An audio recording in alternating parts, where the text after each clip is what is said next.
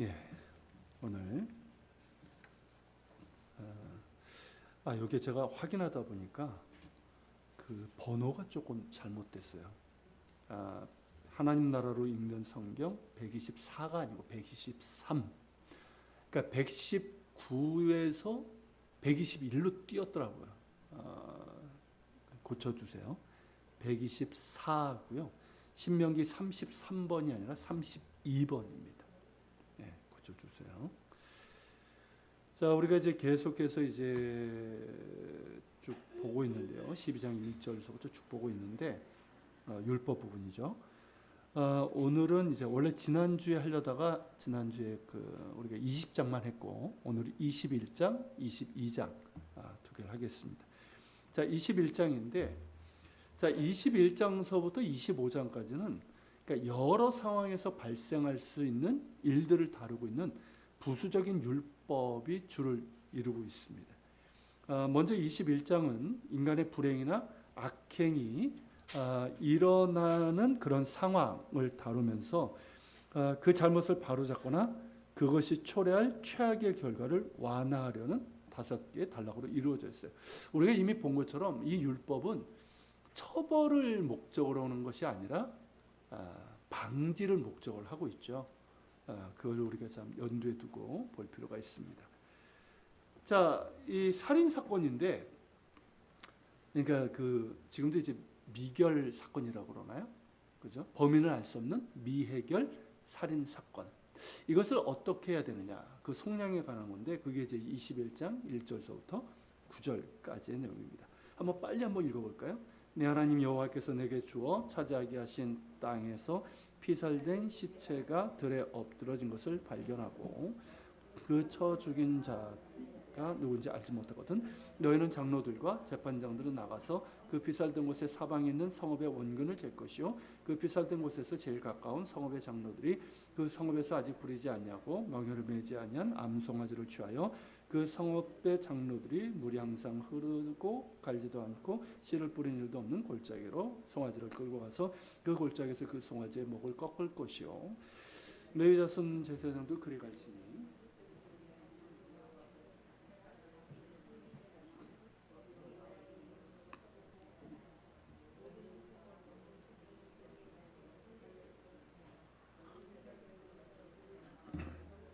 모든 장로들을 그 골짜기에서 목을 꺾은 암송아지 위에 손을 씻으며 말하기를 우리의 손이 이 피를 흘리지 아니하였고 우리의 눈이 이것을 보지 아니하였나이다. 여호와여 주께서 속량하신 주의 백성 이스라엘 사하시고 무죄한 피를 주의 백성 이스라엘 중에 머물러 두지 마옵소서 하면 그 피 흘린 죄가 사함을 받으리니 너는 이와 같이 여호와께서 보시기에 정직한 일을 행하여 무죄한 자의 피 흘린 죄를 너희 중에서 제할지니라. 자, 앞서 우리가 19장을 봤을 때는 거기서는 이제 고의든 과실이든 공동체가 이제 살인자를 아는 경우 그에 대한 이제 밟아야 될 처리 절차를 다루고 있다면 여기서는 이제 범인을 알 수 없는 경우 그런 경우가 있잖아요. 그 사건을 그대로 미해결 상태로 주는 것으로는 부족하다라는 겁니다. 왜냐하면 피 흘림은 그 땅을 이제 더럽히고 죄에 대한 책임을 모든 백성에게 이제 전가하게 되고 따라서 모든 백성을 야훼 하나님의 진노에 노출시키기 때문이라는 거죠. 그러므로 이 율법은 그러한 죄책과 오염을 해결하고 공동체 혐의를 벗기는 의식을 제시합니다. 그러니까 이런 의식이 참 중요한 게 이게 무슨 의미가 있나 우리가 가볍게 생각할지 모르겠지만 사람들 마음에는 그 죄책감이 있어요. 우리가 그런 거 있잖아요. 세월호 사건을 우리가 죄책감을 느끼는 것처럼 이런 이제 의식이에요. 공동의 어떤 죄책이나 이런 이제 혐의 이런 것들을 이제 벗기는 의식입니다. 이런 의식들은 참 필요한 것 같아요. 자, 이 속량 의식의 세세한 부분은 매우 이제 분명하게 제시되어 있죠. 3절부터 8절. 그리고 여기에 공동체의 장로들, 재판관들, 제사장들이 참여할 것을 명시한 것은 그러니까 그 공동체 모든 리더십들은 다 참여해야 되는 거예요. 그러니까 이 문제가 얼마나 심각하게 다뤄야지를 보여주고 있습니다. 그러니까 사람이 죽었으나 범인을 알 수 없는 경우 장로들과 재판장들은 살인 현장에서 가장 가까운 성읍이 어디인지를 찾아야 되고 그 성읍의 장로들은 제사장들과 함께 이 문제를 적절히 처리해서 공동체 전체를 보호할 책임이 있다는 것이죠. 그 목적은 그렇게 해서 무죄한 피를 흘린 죄를 제거하고 그 피 흘린 죄가 사함을 받는 것, 여기에 있는 거예요. 8절에서. 자, 그리고 이제 여기서 이제 송아지가 나오는데, 송아지는 뭐겠습니까? 살인자를 상징하는 대체물이죠. 그죠? 따라서 이제 송아지 도살 의식은 희생 제사가 아니에요. 그러니까 처형이에요. 그렇지만 이 의식은 죄책에 대한 속량이잖아요. 그런 이 속량을 성취하기 때문에 어느 정도는 희생제사, 희생제사의 핵심이 속죄 아닙니까? 속량? 그런 이제 성격도 어느 정도는 있다는 것이죠. 그리고 이제 송아지를 도살하는 장소는 물이 항상 흐르고 이제 갈지도 않고 씨를 뿌리는 일이 없는 골짜기. 그러니까 왜 여긴가? 이것이 의미하는 게 뭔가? 이거에 대한 이제 몇몇 견해가 있는데 그 중에 가장 설득력 있는 게 뭐냐면 범인을 알 수 없는 살인 사건의 경우는 되게 어떻습니까? 사람들이 거주하지 않는 지역인 경우가 많고요. 그리고 이제 살인의 죄책을 거주 지역에서 옮겨내서 항상 흐르는 물에 흘려보내주는. 그러니까 항상 흐르는 물이라는 얘기는 그러니까 흘려보내라는 얘기죠. 흘려보냄으로써 살인이 야기한 모든 위협을 공동체로부터 제거한다는 상징적인 의미로 보는 것이죠. 이는 어떤 주술적인 행위가 아닙니다. 이거는 이제 죄와 죄책을 제거하는 상징적인 행위로 그 근거는 하나님의 대속의 은혜인 거죠. 실제로 그렇게 한다고 해서 되는 게 아니잖아요. 하나님께서 너희가 그렇게 하면 내가 이 죄를 너희로부터 없앨 거다라고 하셨기 때문인 거죠. 그러니까 근거는 하나님의 대속의 은혜예요. 그런 까닭에 살인 현장과 제일 가까운 성읍의 모든 장로들은 이제 송아지를 도살한 골짜기에서 목을 꺾은 암송아지 위에 손을 씻으면서 우리의 손이 이 피를 흘리지 아니하였고 우리의 눈이 이것을 보지도 못하였나이다. 여호와여 주께서 속량하신 주의 백성 이스라엘을 사하시고 무죄한 피를 주의 백성 이스라엘 중에 머물러 두지 마옵소서라고 말하면서 하나님께 백성의 용서를 구하는 것이죠. 항상 이게 있어야 돼요. 이렇듯 이제 속량의 근거는 자신들이 거행한 의식이 아니라 하나님의 역사적 구원과 언약 관계인 겁니다. 그리고 이제 하나님께서는 그 피 흘린 죄를 사해 주십니다. 이와 같이 하여 하나님 보시기에 정직한 일을 행하여서 무죄한 자의 피 흘린 죄를 그들 중에서 제하여야 하는 것이죠. 자, 이에 반해서 지금 우리 사회는 어떠합니까? 지금도 이 무죄한 자의 피를 흘리는 죄가 차고 넘치지 않습니까? 그런데 어때요? 아주 섬뜩하고 충격적이지 않으면 보도조차도 되지 않아요. 그러니까 무감각해지는 것 같아요. 이 땅에 얼마나 비명 행사하는 자들이 많습니까? 그죠? 그러니까 그 완도 사건 아시죠? 일가족. 그것도 사실 여기에 해당되는 거예요. 그리고 해마다 수백만 건에 이르는 낙태가 행해지고 있고 가진 자들에 의해서 무죄한 그런 피를 흘리는 경우가 또한 얼마나 많습니까? 하지만 이런 이제 피 흘린 죄에 대한 집단 책임 개념 정말 찾아보기 힘들고요. 그런 목소리는 있죠. 근데 실제적인 부분들은 별로 없어요. 그리고 생명의 존엄성에 대한 의식마저도 갈수록 잃어가고 있어요. 그냥 뭐 누구 죽었네? 이 정도예요. 더 심각해지는 건데. 그러니까 무죄한 자의 피를 흘린 죄는 우리의 삶에서 현실이 되었지만 통계 숫자로 조용히 묻히고 맙니다. 그러니까 상업적인 재현은 뭐예요? 영화, 뭐 살인의 추억. 그건 그래도 좀 관심을 좀 갖고 그랬지만 그런 영화나 텔레비전에서 그냥 볼 수 있을 정도. 하지만 그것도 그때뿐이고 상업적으로 이용될 뿐이죠. 왜일까요? 도시화, 시대적인 흐름, 다수 가운데 익명성, 뭐 다수 가운데는 그게 편하거든요. 드러나지 않으니까. 아니면 이기적인 개인주의, 인간성 상실, 뭐 여러 가지로 설명할 수 있겠지만 우리가 주권적이고 도덕적인 하나님을 거부한 탓은 아닐까. 그죠? 생명의 수혜자가 되시고 신분 고하를 막론하고 인간의 존엄한 가치를 가르쳐 주시고 결코 무죄한 자의 피를 흘리는 죄로 땅을 더럽혀서는 안 된다고 하시는 하나님. 그 하나님과 하나님의 말씀을 거부하고 멀리한 탓은 아닐까 하는 거예요. 저는 이게 가장 근본적인 원인이라고 생각을 해요. 정말 하나님을 경외한다면 사람을 존중하게 돼요. 생명을 존중하게 돼요. 자, 그 다음 보겠습니다. 그 다음 단락은 이제 여성 전쟁 포로에 관한 건데, 이거는 뭐 앞에서 잠깐 다뤘던 내용이기도 해요. 자, 14절부터 14절 빨리 읽겠습니다. 내가 나서 적군과 싸울 때에 내 하나님 여호와께서 그들을 내 손에 넘기심으로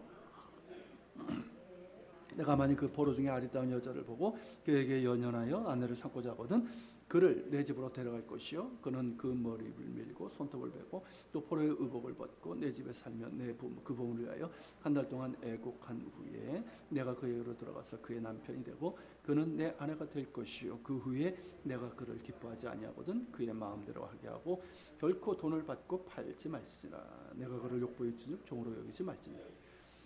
자, 우선 이 규정은요, 지금 우리의 이제 전쟁이 없는 현실, 우리나라는 전쟁이 없다라고 해야 되는지, 아무튼 그리고 이제 도덕 경험, 오늘날에 이런 걸로서 읽을 것이 아니라 당시 고대 근동의 전쟁 상황과 그리고 이제 인권의 사각지대에 있었던 여성, 그것도 여성 포로, 이건 말할 것도 없잖아요. 그 상황에서 봐야 합니다. 자, 지금도 전쟁에서 가장 많은 희생과 약탈을 당하는 것은 여성이잖아요. 여성 아이들, 노인들. 뭐 우크라이나 전쟁에서도 그런 일들이 벌어지잖아요. 당시 이제 고대 사회에서는 말할 것도 없었죠. 따라서 이 율법은 누구를 위한 것인가라고 묻는다면 대답은 분명 여성 포로입니다. 반대로 누구의 힘이 제한되는가를 묻는다면 그 대답은 분명 승리한 쪽의 병사예요. 그래서 이 율법이 탁월한 거예요.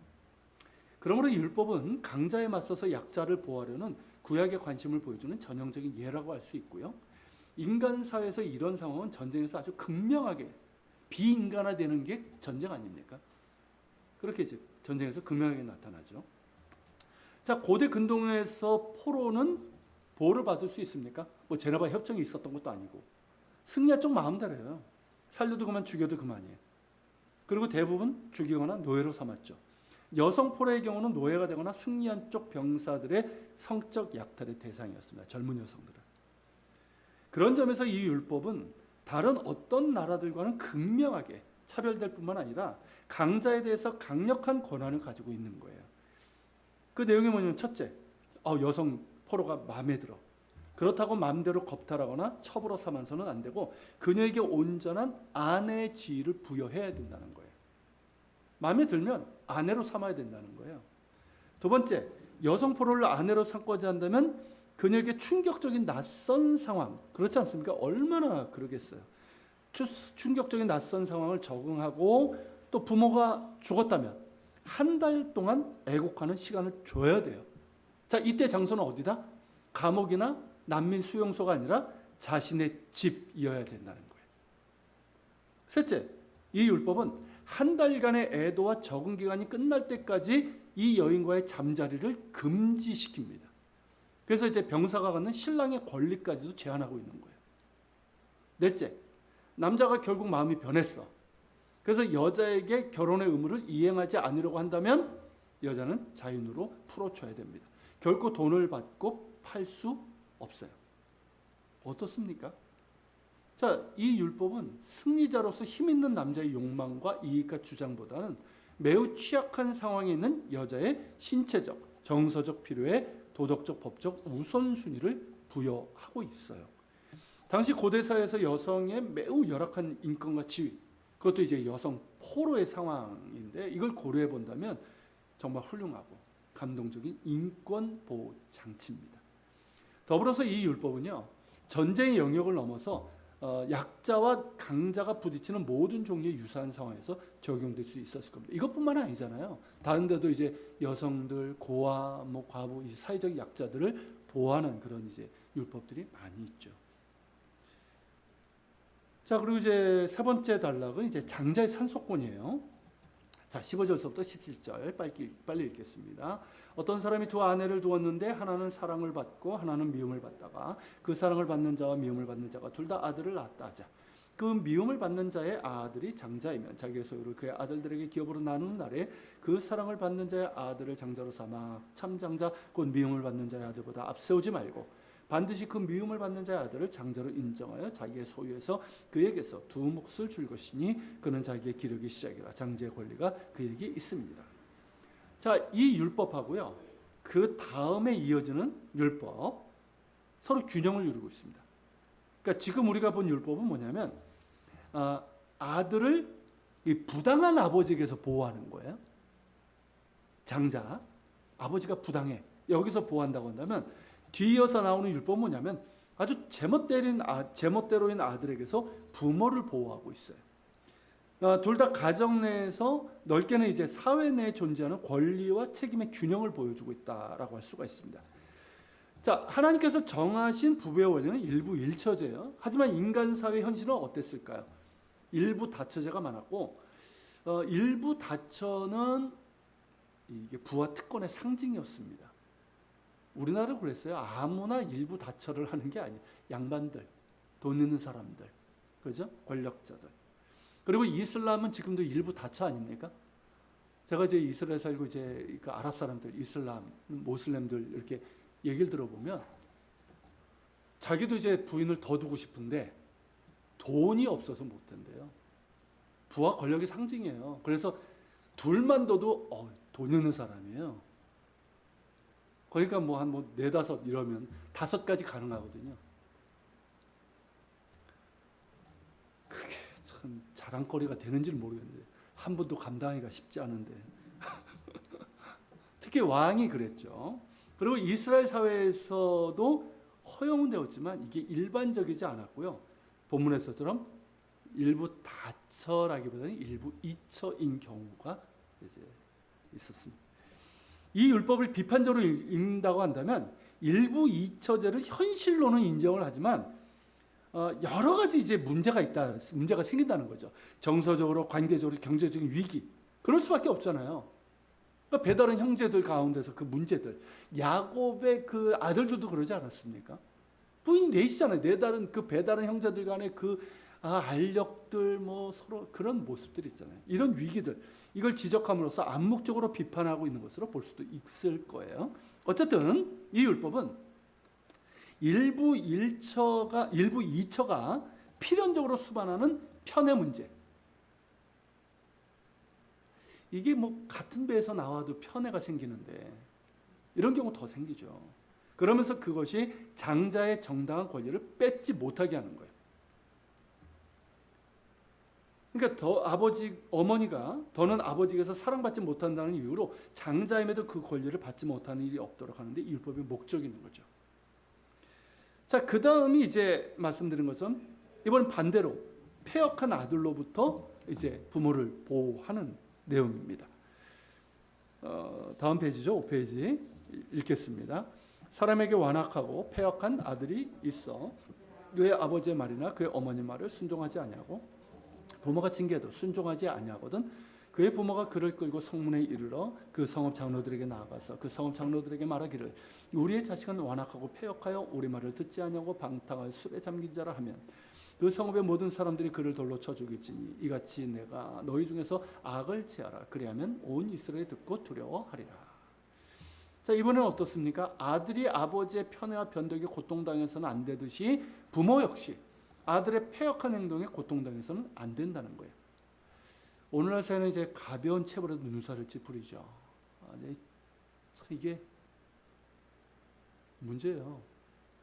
그러니까 잘못된 체벌은 분명히 문제가 있지만 정당한 체벌은 필요한데, 근데 요즘은 이게 참 어쨌든 이런 이제 현대사회 시각에서 보면 자, 불순종한다고 자녀를 처형한다? 돌로 쳐 죽이는 거잖아요. 이게 너무 가혹해 보일지 모르지만 자세히 들여다보면 지금 시대와도 연결되는 점들이 보입니다. 자, 우선 이 율법은요 버릇없는 어린 자녀에 대한 게 아니에요. 그러니까 뭐 젊은 애들 막 그러니까 저 초딩 애들 막 중딩 이런 애들이 아니라 이제 어른이 된 성인이 된 그런 청년, 아주 심각한 비행 청년에 대한 거예요. 그리고 이 상황은 앞에 율법과 연결해 보면 유산을 상속할 자격이 전혀 없다고 입증된 아들을 상정하고 있는 것으로 볼 수가 있습니다. 그렇기 때문에 이거는 개인의 문제가 아니라 가족 전체의 이익과 관련된 문제인 거예요. 지금도 이렇게 완악하고 폐역하게 행동하는데, 자, 가족의 재산을 물려받으면 어떻게 될까요? 가족 전체에게 해를 끼치고 그 미래까지도 위협을 하게 되는 거죠. 두 번째로 이 율법은 가족 내부에서 이루어지는 훈육의 중요성과 한계를 인정하는 겁니다. 자, 부모가 오랫동안 아들을 훈육했는데 아들이 이를 명백하게 무시하고 순종하지 않는다면 이때 이 사건을 장로들에게 가져가게 되고, 그리고 부모는 장로들 앞에서 아들이 아버지의 말이나 어머니 말에 순종하지 아니하고 그 부모가 징계를 해도 순종하지 아니한 것을 증언해야 되는 거예요. 세 번째로 이 율법은 자녀를 죽이고 살리는 권리가 부모에게 있다고 말하는 것이 아니에요. 성경은 기본적으로 자녀는 누구의 것? 부모의 것이 아니라 하나님의 것이고 하나님이 주신 기업이에요. 그러니까 이거는 뭐냐면 도무지 희망이 보이지 않는 경우에만 장로들 앞에 가져가야 했습니다. 즉 오늘날로 하면 뭐예요? 민법의 장으로 가져가는 거예요. 그리고 부모 둘 다 나가서 증언해야 됩니다. 혹시라도 아버지의 부당함으로 인해서 아들이 무고하게 재판장으로 가는 것을 방지하기 위함이에요. 부모 둘 다. 따라서 이 율법은요, 가정 문제가 한 가족의 생존과 복지를 위협하고 나아가 전체 공동체의 안녕을 위협할 때 전체 공동체의 이익을 대면하는 이 책임자들이 맡아야 될 역할을 말하고 있는 겁니다. 자, 대면하는이 아니고 대변하는. 가족이 자녀의 비행을 혼자 짊어지지 않도록 하는 거예요. 그러니까 전체 공동체가 진지한 사회적인 책임의 아니고 책임을 수행하도록 하는 거예요. 자, 자녀의 비행은 10계명 중에 5째 계명, 내 부모를 공경하라는 이 계명을 노골적이고 지속적으로 위반하는 것이기 때문에 장로들은 공동체를 야훼의 언약적인 진노로부터 보호하는 행동을 하게 되는 겁니다. 하지만 구약 성경을 전체를 보면 이스라엘 사회에서 이 율법이 적용됐다는 기록은 없어요. 실제로 이렇게 해서 공동체 전체가 그 패역한 아들을 돌로 쳐 죽였다 이런 기록은 없어요. 그래서 이 율법은 그 자체로 뭘까요? 최후수단이죠. 최후수단. 이렇게까지 갈 정도로 되지 않도록, 그죠? 하지만 이 율법은 어떻습니까? 존재 자체만으로도 5번째 계명의 중요성과 진지한 성격을 보여주는 거예요. 따라서 이 율법을 통해서 오늘날 우리는 이 청소년 비행 문제, 이게 이제 단순히 가정의 책임만이 아니라 공동체 사회 책임을 조화시키는 문제에서 보다 관심을 가져야 될 필요가 있다는 것이죠. 자, 그리고 이제 그 다음 단락은 자, 처형된 범죄자의 시신을 어떻게 처리할 것인가 하는 거예요. 자, 읽겠습니다. 사람이 만일 죽을 죄를 범함으로 내가 그를 죽여 나무 위에 달거든 그 시체를 나무 위에 밤새도록 두지 말고 그날에 장사하여 내 하나님 여호와께서 내게 기업으로 주시는 땅을 더럽히지 말라. 나무에 달린 자는 하나님께 저주를 받았음이니라. 자, 이 율법의 목적은 시체를 부적절하게 처리해서 약속의 땅을 더럽히는 것을 막는 데 있습니다. 물론 여기서는 이제 처형된 범죄자의 시신이지만 피살자의 시신과 동일해요. 그러니까 나무에 매단다. 이거는 처형 수단이 아닙니다. 기본적으로 처형 수단은 돌로 치는 거예요. 근데 이제 처형의 억제 효과를 극대화시키는 수단으로 관습 중에 하나였던. 그러니까 고대사에서 그런 게 많았죠. 우리나라에도 있었잖아요. 그 시체를 효수한다 그러죠. 조선시대 때는 역적이었던 목을 쳐가지고 매달잖아요. 그리고 어디죠? 에스더서에도 하만이 그렇게 하려다가 하만 자신이 그렇게 되죠. 그러니까 그런 부분들, 이게 뭐 이스라엘 관습은 아닌 것 같고 이런 관습이 어쨌든 좀 있었던 것 같아요. 이 율법이 시신에 노출되는 시간은 뭐냐? 처형 당일 해질 때까지로 제한한다는 거죠. 그러니까 그 이유는 하나님께서 기업으로 주신 땅을 더럽혀서는 안 되기 때문이고 이미 하나님 심판을 받았기 때문이라는 거죠. 더불어서 이 범죄자는 어떨까요? 죽음 자체를 넘어서는 수치를 면하게 되는 거죠. 그리고 그 가족은 어떨까요? 죽었는데 어쨌든 죄를 범했지만 죽었잖아요. 근데 그 시신을 계속 몇 날 며칠이고 나무에 매달아 놓는다? 이건 굉장한 고통이거든요. 이런 고통을 당하지 않게 하려는 의도가 있습니다. 근래에 이르기까지 말씀드린 것처럼 처형단죄 시신을 아주 오래도록 효수를 했던 관례를 생각하면 이 역시 인도주의적이라고 볼 수가 있습니다. 자, 그리고 이제 22장인데요. 자, 22장은 크게 이제 두 단락으로 이제 나눌 수가 있습니다. 크게는. 그리고 이제 몇 개 나눌 수 있는데, 자, 1절서부터 12절까지는 뭐냐면 모든 형태의 생명이든 존중하라는 거예요. 그러니까 이 단락은 이제 5절을 제외하고 나머지는 생명 존중, 그 사람은 물론 짐승의 생명까지 존중해야 한다는 것을 느슨하게 연결해 가르치고 있습니다. 그런 점에서 10계명과는 살인하지 말지니라는 6째 계명과 연결이 된다고 할 수 있습니다. 자, 1절서부터 4절. 내 형제의 소나 양이 기른 것을 보거든 못 본 채 하지 말고 너는 반드시 그것들을 끌어다가 내 형제에게 돌릴 것이요 내 형제가 내게서 멀거나 또는 내가 그를 알지 못하거든 그 짐승을 내게로 끌고 가서 내 형제가 찾기까지 내게 두었다가 그에게 돌려주지. 낙이라도 그리하고 의복이라도 그리하고 형제가 잃어버린 어떤 것이든지 내가 얻거든 다 그리하고 못 본 채 하지 말 것이며 내 형제의 낙이나 소가 길에서 넘어진 것을 보거든 못 본 채 하지 말고 너는 반드시 형제를 좋아 그것들을 일으킬지니라. 어떻습니까? 자, 마음이 따뜻해지는 율법이죠. 훈훈하잖아요. 그죠? 근데 이 율법은 출애굽기 23장 4절 5절에 근거합니다. 내가 만일 내 원수의 길 잃은 소나 나귀를 보거든 반드시 그 사람에게로 돌릴지며 내가 만일 너를 미워하는 자의 나귀가 짐을 짓고 엎드러짐을 보거든 그것을 버려두지 말고 그것을 도와 짐을 부릴지니라.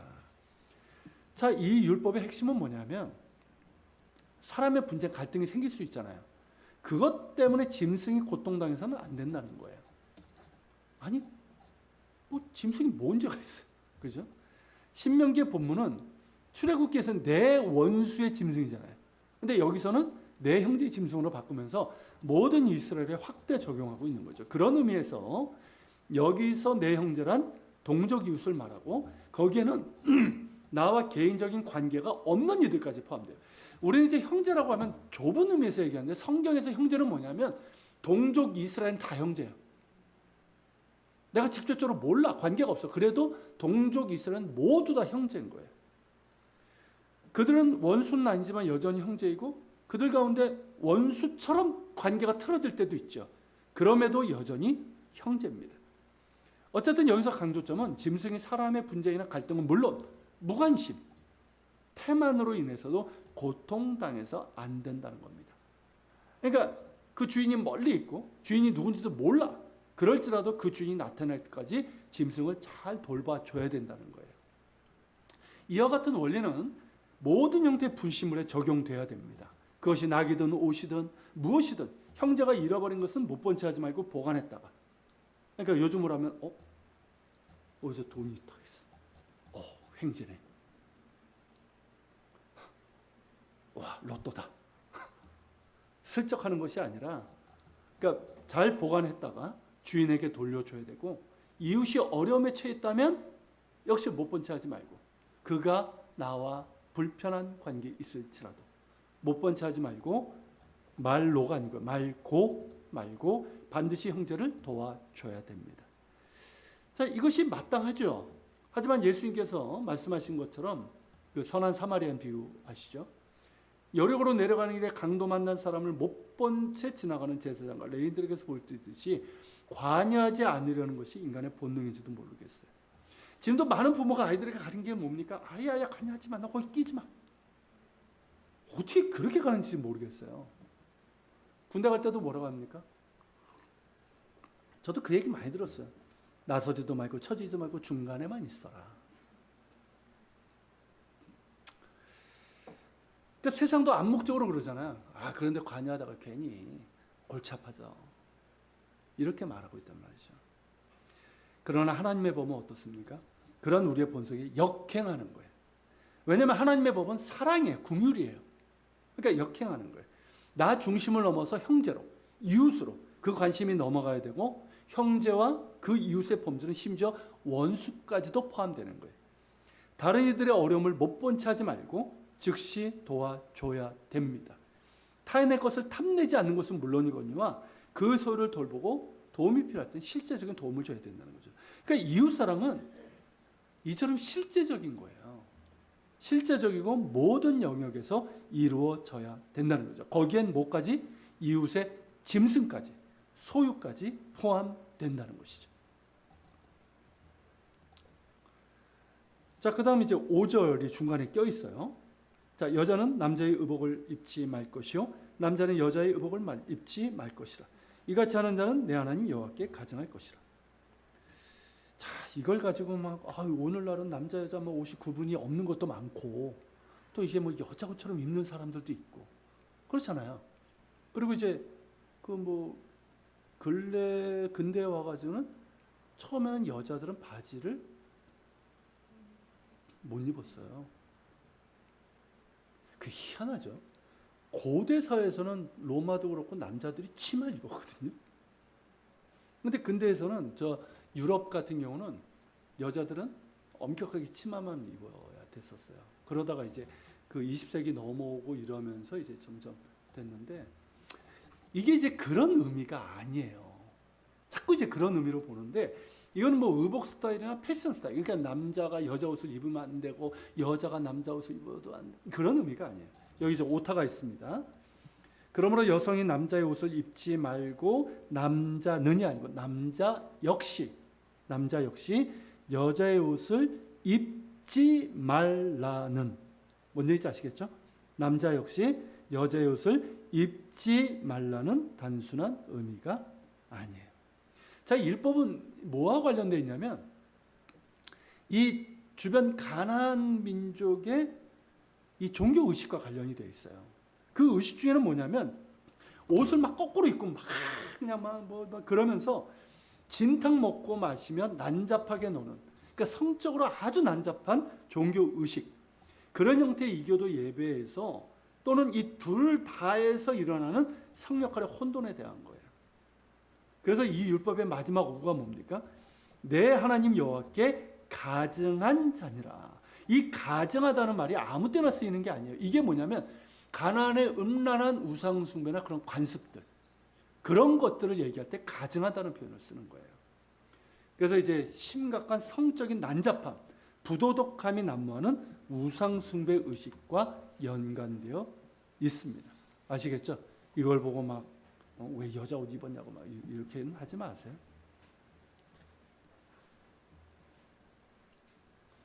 자, 그 다음 페이지. 자, 6, 7절. 길을 가다가 나무에나 땅에 있는 새 보금자리나 새 새끼나 알이 있고 어미새가 그의 새끼나 알을 품은 것을 보거든 그 어미새와 새끼를 아울러 취하지 말고 어미는 반드시 놓아줄 것이요 새끼는 취하여도 되느니 그래야만 내가 복을 누리고 장수하리라. 자, 율법은 몇 가지로 이제 볼 수 있어요. 그러니까 신명기적 인도주의 정신, 우리가 뭐 계속 그런 것도 봤는데 그 중에 한 예다. 그리고 이제 어미와 새끼를 같은 날에 잡지 말라. 이게 레위기 22장 27절에 보면 제2율법이 있어요. 그러니까 그 그러니까 어미소와 새끼, 그러니까 뭐 염소든 어쨌든 같은 날 잡지 말라. 그러니까 낳은 지도 얼마 안 되고 어미젖을 뽑고인데 이거 같이 잡으면 이거는 뭐 좀 하나님 보시기에 이제 옳지 않고 어떤 그런 예의 적용의 하나로 볼 수도 있을 것이지만 가장 적합한 해석은 이건 것 같아요. 앞장에 이제 20장 19절에서 20절에 보면 그 어떤 성을 공격을 할 때 과수를 찍어내지 말라 이 얘기 했잖아요. 이것은 이제 너희가 먹을 양식이 되는 거다. 그러니까 고대 근동의 다른 전쟁은 아예 그냥 싹 다 태워버리고 다 없애버렸거든요.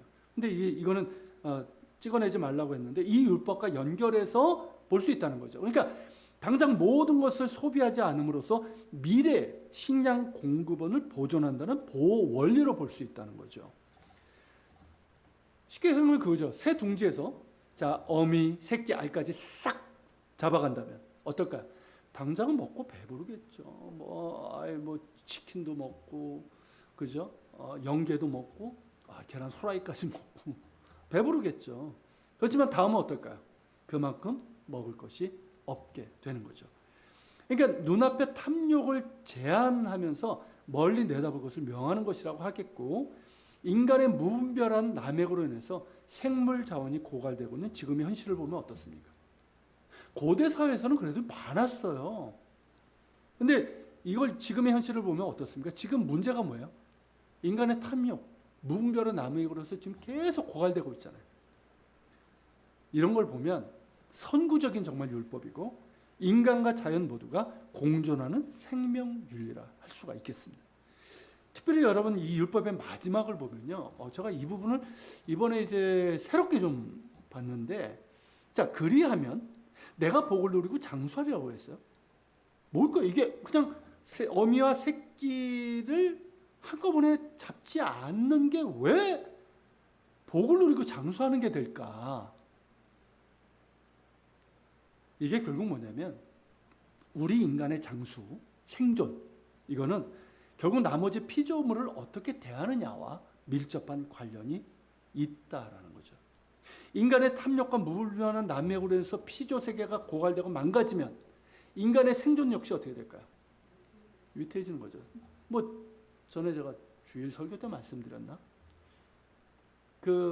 뭐 우리나라에도 알려진 유발 하라리, 이스라엘 역사학자. 그 사람은 그 얘기하잖아요. 200년 내에 인류 멸망. 이대로 가면, 이런 식으로 가면 200년 내에 인류는 멸망한다. 그 얘기를 해요. 근데 우리나라의 최재천 교수 이 양반은 아니다. 70년 얘기를 해요. 이런 식으로 계속해서 탐욕하고 무분별하게 남획을 하고, 그리고 이렇게 이제 계속해서 자연이 파괴가 되면 뭐 기상이변이 생기고, 그러면 지금 뭐 곳곳에서 나타나죠. 어느 쪽은 막 홍수가 막 예전보다 훨씬 더 그런 게 범람하고, 어쩌면 극심한 가뭄이 나타나고, 사막화가 되고, 뭐 폭염이 나타나고, 그래가지고 지금 뭐 알프스 눈이 녹고 빙하가 녹고 막 난리가 나고 있잖아요. 근데 이런 것들이 계속 이대로 간다면 70년 내에 인류 멸망이 시작이 될 것이다. 그런 얘기를 해요. 그러니까 인간의 장수, 그러니까 이 말씀인 거예요. 그리하면 내가 복을 누리고 장수하리라. 그러니까 하나님께서 창조하신 피조 세계를 잘 정말 돌보고 관리하고 필요한 만큼만 우리가 취하면 자연은 균형을 이루어요. 이게 실제로 이제 과학자들이 이거예요. 지금에 하는 것보다 딱 3분의 1만 줄여도 균형을 잡아가기 시작한다는 거예요. 그러진 않죠. 싹 쓸어가잖아요. 안타까운 일이고요. 자, 8절 보겠습니다. 내가 새 집을 지을 때에 지붕에 난간을 만들어 사람이 떨어지지 않게 하라. 그 피가 내 집에 돌아갈게 하노라. 자, 이건 뭐냐면 이스라엘의 그 가옥, 성경시대의 가옥은 평평한 지붕으로 되어 있었어요. 그냥 위가 평평한 지붕. 그래서 다양한 용도로 사용이 되었습니다. 뭐 곡물을 말리기도 하고, 우리도 그러잖아요. 이렇게 뭐 옥상에다 말리기도 하잖아요. 그리고 그 위에서 그렇게 이제 뭐 덥지 않고 그럴 때는 휴식을 취하거나 밤에 또 잠을 자기도 했어요. 그리고 이제 손님을 대접하기도 했습니다. 거기서. 따라서 지붕에서 떨어져 다치거나 목숨을 잃을 가능성이 큰 거죠. 따라서 율법은 뭘까요? 매우 기본적인 안전 조치를 얘기하고 있는 거예요. 자, 집주인이 가족과 손님들을 보호할 뿐만 아니라 집주인을 피 흘리는 죄로부터 보호하는 거죠. 뭔 얘기인지 아시겠죠? 만약에 그 안전 조치 하면 막을 수 있었는데 하지 않음으로 인해서 누군가 죽었다. 피 흘리는 죄가 그 집주인에게 있는 거예요. 많은 상해나 죽음이 사실 어떻습니까? 피할 수 있는 사고인 경우가 많잖아요. 지금도 어떻습니까? 분명히 피할 수 있었던 사고, 상해, 사망 얼마나 많습니까? 방심부주의 툭하면 나오잖아요. 뭐 광주 아파트 붕괴도 그렇고, 뭐 곳곳에서 이천 그 공장 어디예요? 거기도 그렇고 반복되고 있잖아요. 방심부주의, 안전불감증이라고 얘기를 하고, 사고 현장의 안전장치 미비, 부적절한 관리, 책임자가 없어요. 관리자가 없어요. 열악한 노동 환경, 이런 것들로 인해서 발생하는 상해, 사망자가 지금도 무수히 많습니다. 그 모든 부주의와 무관심이 결국 뭐예요? 피 흘리는 죄를 낳고 있고 지금도 계속되고 있는 것이죠. 이런 일이 반복되지 않도록 우리 사회가 해야 되는데, 사실 교회와 그리스도인들이 여기에 관심을 가져야 돼요. 여러분, 그 유럽에서 산업혁명이 막 일어나면서 그때 이게 굉장히 많았어요. 정말 노동자들은요, 그때 뭐 노동시간이 어디 있었습니까? 하루 종일 일해야 되는 거예요. 그러면서 뭐 이런 환경이 어디 있어요. 그러면서 막 얼마나 많은 사람이 다치고 죽어나간지 몰라요. 그때 영국의 그리스도인들, 지금 이제 성공이죠. 그 그리스도인들 중에 한 분파가 이걸 강력하게 움직였어요. 그러니까 우리로 하면 이제 교단인데 강력하게 하면서 그 공장들, 소유자들, 그들에게 가서 노동자들을 보호하는 이런 것들을 해라. 시위도 하고 압력을 가고 이걸 했단 말이죠. 저는 이것이 뭐 교회가 그런 이런 이익단체는 아니지만 교회가 이런 일에 관심을 가져야 돼요. 기득권층이 너무 되어가는 한국교회를 보면서 이런 사회적인 전반 관심, 이런 일이 재발되지 않도록 노력하고 또 요청을 해야 될 필요가 있다는 거죠. 자, 9절 11절. 내 포도원의 두 종자를 섞어 뿌리지 말라. 그리하면 내가 뿌린 씨의 열매와 포도원의 소산을 다 뺏길까 하노라. 너는 소와 나귀의 결의를 같이 갈지 말며 양털과 배실을 섞어 짠 것을 입지 말지니라. 자, 이것도요. 그러니까 이건 이제 이 규범은 정결법도 어느 정도 있어요. 그러니까 레위기 11장에 따르면 소는 정하고 나귀는 부정하죠. 그 적용을 넘어서 다른 민족들과 구별되는 이스라엘만의 차별성을 보여주는 표시로서의 성경적 가치를 알 수 있습니다. 쉽게 말하면 뭐냐면, 자, 이스라엘의 차별성이 뭐예요? 섞이지 않는 거죠. 그러니까 이게 뭐냐면 그들과 뭐 오늘날로 한다면 우리가 그리스도인들, 뭐 믿지 않는 사람들과 우리가 같이 교제를 하죠. 직장이든 어디든 그렇게 하지만 섞이지 않는다는 게 뭘까요? 그들의 어떤 뭐 불신자라고 한다면 그 우상숭배적인 그런 것들, 그런 어떤 관습, 하나님께서 이제 보실 때 옳지 않은 그런 것들, 그런 것들과 섞이지 않는, 이게 구별이잖아요. 구별된 거룩함이잖아요. 이거예요. 따라서 이 규범들은 뭐냐면 일상이잖아요. 그러니까 포도원을 가꾸고 옷을 짜서 입고 이런 것들은 뭐냐면 일상이에요. 그 일상의 수준에서도 이스라엘은 이교도에 가증하고 음란한 종교 관습과 섞이지 않아야 된다. 그 중요성을 상징적으로 보여주는 표시인 거죠. 그러니까 그것을 통해서 기억하는 거죠. 아, 맞아. 무슨 얘기인지 이해가 되시죠? 그런 상징적인 표시. 자, 12절. 너희는 너희가 입는 겉옷의 내기에 술을 만들지니라. 여기서 겉옷의 내기에다는 술은 뭐냐면 율법을 기억하고 언약에 충실해야 되는 의무를 일깨워주는 목적을 갖고 있습니다. 히브리어로 이것을 이제 찌짓 혹은 치짓, 발음이 이게 애매해요. 치와 찌의 중간쯤 돼요. 찌짓. 이 찌짓은 뭐냐면 여기 이제 그 예전에 이제 겉옷이 통옷이잖아요. 통이면 양쪽에 이렇게 매듭을 매게 돼 있어요. 그래서 이렇게 이제 손을 이렇게 스치면 닿고, 그리고 기도할 때도 이렇게 잡을 수 있는. 그래서 오늘날에도 유대인들 중에 요 키파 쓰고 있는 종교인들은 안에 그런 걸 입습니다. 그러니까 지금처럼 이게 예전처럼 이제 통 겉옷이 아니기 때문에 안에다가 이렇게 좀 이 속 셔츠처럼 만들어 가지고 이 밑에 이제 이 찌릿이라고 하는 술을 만들어요. 근데 이 찌릿이 여기 그냥 있는 게 아니에요. 요 히브리어 여러분들 잘 모르시겠지만 요 숫자가 다 이 히브리어 철자가 다 숫자예요. 처음에 이렇게 돼 있는 거 있죠. 이렇게 되는 거. 이게 짜진데 이게 90이에요. 그리고 이렇게 짧게 이렇게 돼 있는 거 있죠. 요게 10이에요. 요게 이제 반복돼 있죠. 그리고 맨 뒤에 요 타브라고 하는 요게 이제 히브리어 알파벳의 맨 뒤에 있는데 얘가 400을 의미해요. 히브리어는 알파벳 자체가 숫자가 있습니다. 이걸 다 합쳐보니까 600이네요. 그리고 매듭이 양쪽에 4개 줄이거든요. 4개 줄이니까 각각 8이죠. 이 매듭이 5개예요. 그러니까 어떻습니까? 합하면 613이 되죠. 이게 율법의 숫자예요. 계명의 숫자. 그러니까 성경에 있는 율법 계명의 숫자가 몇 개 모두? 613개. 참 절묘하죠. 그죠? 그리고 이제 당시에는 낮에는 이 겉옷은 뭡니까? 입는 옷이고, 밤에는 뭐예요? 덮고 자는 이불이에요. 그러니까 이제 밤낮으로 율법을 기억하고 언약에 충실해야 될 것을 일깨우는 그런 역할을 했을 것입니다. 자, 우리 이제 마지막 부분, 이제 순결에 관한 법인데 이게 22장 13절부터 30절이에요. 이 부분은 제가 이제 성경 구절을 다 넣지 않았습니다. 요거는 이제 우리가 앞에서도 반복이 됐기 때문에 간단하게 요약만 했는데, 자, 이 단락은 10계명에 이제 간음하지 말지니라 7째 계명과 연결이 됐죠. 그리고 이제 5개의 상황을 이제 구분하고 있어요. 결혼, 간음, 간통, 강간, 근친상간. 그래서 이 율법은 단지 성도덕 문제가 아니라 그 중심에 뭐가 있냐면 언약 공동체의 근본 단위인 가정. 이 가정은 순결해야 된다. 고결해야 된다. 이게 잡고 있다는 거죠. 이걸 우리가 꼭 기억해야 돼요. 그러니까 오늘날 기준으로 해서 평가하거나 뭐 비난해서는 안 됩니다. 과거에 비해서 지금은 어떻습니까? 성에 대한 인식과 관계가 너무 자유롭죠. 뭐 순결해, 요즘 젊은 애들 보면 순결에 대한 의식 진짜 별로 없는 것 같아요. 참 이게 좀 문제인데.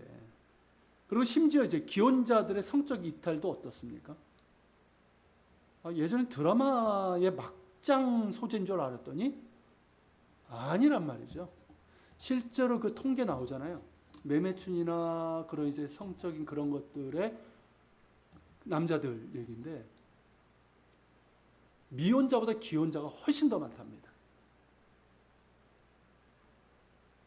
심각한 상황이에요. 이런 문제들이 얼마나 많은지 모릅니다. 이런 상황에서 오늘날에도 사회 기초단위는 가정이잖아요. 어때요? 가정이 고통당하고 있잖아요. 무너지고 있다는 거죠. 이게 굉장히 위험한 거예요. 이걸 우리가 기억해야 될 것이고, 그런 까닭에 이 율법이 우리에게 요구하는 바, 결혼과 가정의 순결을 지키고, 그래서 건강한 결혼관계와 가정을 만들어가야 된다. 이건 오늘날에도 너무나 시급하고 중요한 요청이라고 할 수가 있습니다. 이게 무너지면 뭐 딴 건 뭐 무슨 소용이 있어요? 자, 13절부터 21절 이제 뭐 단락적으로 보면요.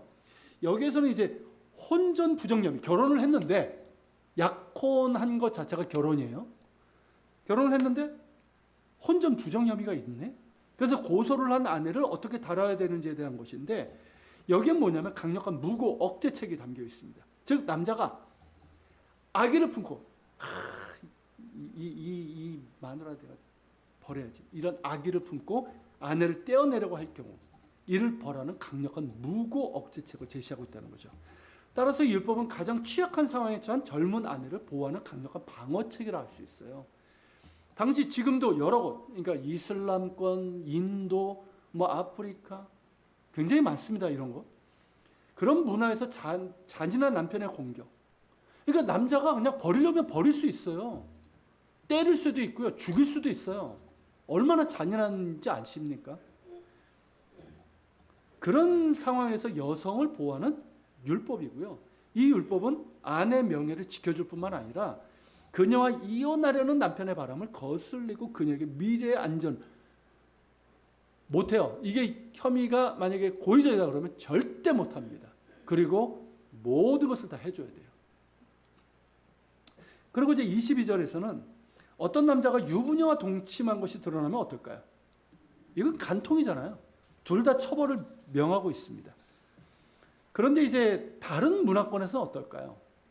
지금도 이제 뭐 인도, 이슬람 이런 지역에서는요. 남성 중심이에요.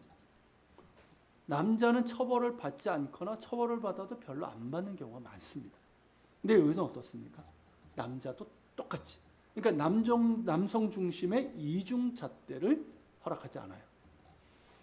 자, 그리고 이제 23절, 29절은 불법적인 혼외 성관계를 관련된 그런 세 가지 율법인데 말씀드린 것처럼 당시 약혼은 결혼과 같은 법적인 효력을 가지고 있었습니다.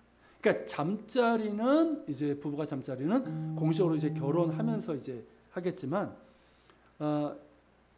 이게 이제 공식적인 관계예요. 네, 법적인 이제 효력을 갖고 있습니다. 그렇기 때문에 약혼한 여자의 성관계는 뭘까요? 간음, 간통에 해당되는 거예요.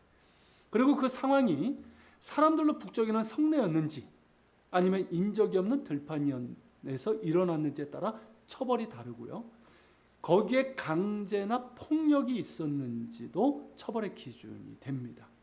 자, 성례였다면 그러니까 지금처럼 이렇게 막 차단된 곳이 아니에요. 고대 사회는. 그러니까 성이라고 해도 지금은 뭐 집안에 있으면 뭔 일이 일어나는지도 모르잖아요. 그런 시대가 아니에요. 창도 없어요. 유리가 없어요. 그냥 뻥 뚫린 거예요. 나무를 이렇게 깃댄 정도. 그러니까 이거는 뭡니까? 합의하에 이루어진 간음이에요. 간통이에요. 처벌받아야 돼, 둘 다. 근데 들판이었어요. 그리고 강제와 폭력에 의한 것이라면 누구만? 남자만. 강간이니까, 성폭력이니까 남자만 처벌을 받아야 됩니다. 이 역시 다른 율법처럼 죄 있는 자는 제대로 처벌하고 무죄한 자를 보호하고 범죄를 억제하는 것을 목적으로 하고 있습니다. 자, 그리고 이제 아직 약혼하지 않은 여자와의 성관계는 전혀 다른 범죄로 이루어지는데 이거는 이제 간통은 아니에요. 그러나 그 책임은 분명하게 져야 됩니다. 당시 자녀는 아버지의 재산이었기 때문에 여자를 범하는 것은 그 여자의 아버지에 대한 범죄이기도 합니다. 그렇기 때문에 남자는 여자의 아버지에게 보상을 해야 되고 여자를 어떻게 돼요? 아내로 삼아야 되고 평생 버릴 수 없습니다. 30절에서 마지막 구절인데 거기 보면 이제 내 아버지의 아내를 취하여서 아버지를 욕보이지 말라 그런 내용인데 여기서 아버지의 아내는 누구냐면 생모, 자기 친어머니가 아니라 중원. 뭔 얘기인지 아시겠죠? 그러니까 뭐 후처 혹은 일부 다처 상황에서 아버지의 또 다른 아내이거나 계모를 말하는 거죠. 그러니까 이 경우는 이제 엄격하게는 생물학적인 근친상간은 아니지만 그런 행위는 뭡니까? 아버지를 욕보이는 것이고 부부관계를 더럽히는 죄로 실질적인 근친상간의 악행이죠. 이런 자는 이제 처벌을 하게 되어 있습니다. 그래서 결론은 이 부분은 뭐냐면 결혼과 가정은 어떤 경우에도 고려를 해야 된다. 이건 지금도 마찬가지. 지금 오늘날 사회는 더 중요한 것 같아요. 너무 이 결혼과 가정에 대한 가치가 없어요. 무너지고 흔들리고 있고. 네, 잘 지켜야 될 줄 압니다. 자, 오늘 그래도 빨리 마쳤네요. 네, 이렇게. 예.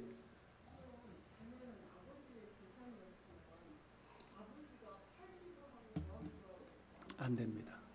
그렇게 할 수 없어요. 그러니까 소유권이 있는 거지 자기 게 아니에요. 그렇기 때문에 팔 수 없어요. 그런데 실제로 이스라엘이 이제 타락하고 그랬을 때는 그런 일들이 있었죠. 어떻게? 빚을 갚을 수가 없어가지고. 그게 이제 인간 사회의 그 타락한 현실. 그러니까 하나님께서 어떻게 했습니까? 안식년법, 희년법을 통해서 그런 경우 희년이 되면 안식년이 되면 무조건 풀어줘라. 그런 것들이 나오는 거죠. 자, 우리 같이 한번 말씀 기억하면서 기도할게요. 이 부수적인 법들 여러분들이 기억나신 대로 한번 기도하고요. 이런 것들이 오늘날 뭐 우리가 참 근대화됐다고 민주화되고 정말 뭐 인권을 한다고 하지만 아니에요. 제대로 지켜지지 않고 있습니다. 그러니까 하나님의 법 우리가 이제 성경을 통해서 계속 배우지만 이 법만 제대로 지켜져도 우리 사회 그리고 우리 인간관계는 훨씬 더 좋아질 거예요. 우리가 이런 일들을 우리가 이루어질 수 있도록 하고 교회가 말씀드린 것처럼 그리스도인들이 여기에 관심을 가져야 돼요. 너무 이제 한국 교회가 자기 중심의 이기적인 그런 신앙에 빠져 있어요. 사회에 대한 그런 관심, 책임도 필요하고요. 그리고 우리 가정을 위해서도 한번 기도합시다. 우리 가정 하나님 정말 순결하게 도와주시고 그리고 우리 자녀들도 역시 결혼과 가정에 대한 성경적인 가치관을 잘 가지고 정말 하나님께서 기뻐하시는 순결하고 건강하고 행복한 가정을 이룰 수 있도록 우리 같이 한번 기도하겠습니다.